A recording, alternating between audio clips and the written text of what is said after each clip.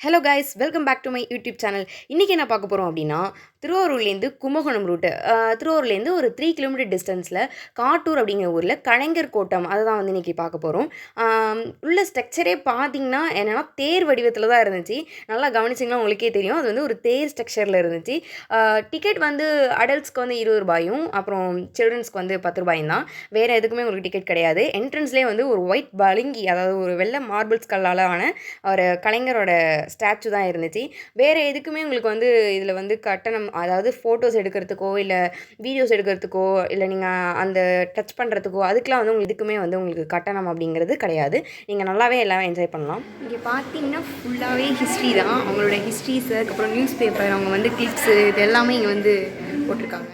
உங்களுக்கு பயோகிராஃபி இதெல்லாம் பிடிக்கும் அப்படின்னா கண்டிப்பாக இது வந்து உங்களுக்கான பிளேஸ் தான். ஏன்னா அவ்வளோ நிறைய விஷயங்கள் இருந்துச்சு, நிறைய வந்து நீங்கள் பார்க்குற மாதிரி இருந்துச்சு. இது வந்து எதுக்காக இந்த பில்டிங் அப்படின்னா, நம்ம மறைந்த முதல்வர் கருணாநிதி அவங்களுக்காக தான் வந்து இது நினைவாக தான் வந்து கட்டப்பட்டது. தயாளு அம்மாள் அறக்கட்டளை அந்த சார்பில் தான் இதை கட்டியிருக்காங்க. எவ்வளோ பட்ஜெட்டு கேட்டிங்கன்னா 12 கோடி மதிப்பில் வந்து இதை கட்டியிருக்காங்க.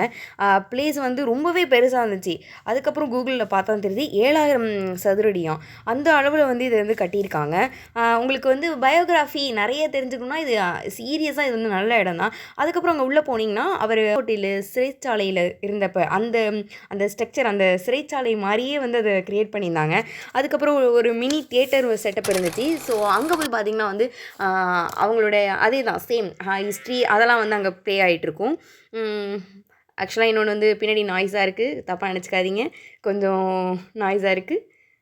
நாய்ஸை அவாய்ட் பண்ணிட்டு வீடியோ கண்டினியூ பண்ணலாம். அதுக்கப்புறம் வந்து நிறைய பேர் வந்து அங்கே எல்லோரும் பிக்சர்ஸ்லாம் எடுத்துகிட்டு இருந்தாங்க. ஸோ அதுக்கு மட்டும்தான் இங்கே டிக்கெட்டு. அவங்களே வந்து பிரிண்ட் அவுட் எடுத்து கொடுத்துருவாங்க. அதுக்கு ஒரு 20 ரூபாய் டிக்கெட் எடுத்துகிட்டு போய் நம்ம வந்து அவரோட சேர்ந்து ஒரு ஃபோட்டோ எடுக்கிற மாதிரி அப்படிப்பட்ட ஒரு இது தான் இது. எல்லாம் வந்துட்டோம், ஃபோட்டோவும் எடுத்துகிட்டு போயிடலாம் அப்படின்ட்டு நானும் உட்காந்துட்டேன். என்ன பார்த்தீங்கன்னா எனக்கு அந்த சேரில் கால் எட்டவே இல்லை.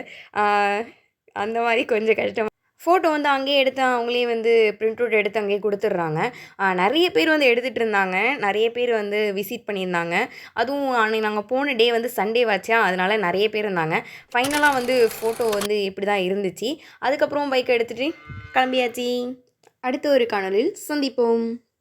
மறக்காமல் சப்ஸ்கிரைப் பண்ணிடுங்க.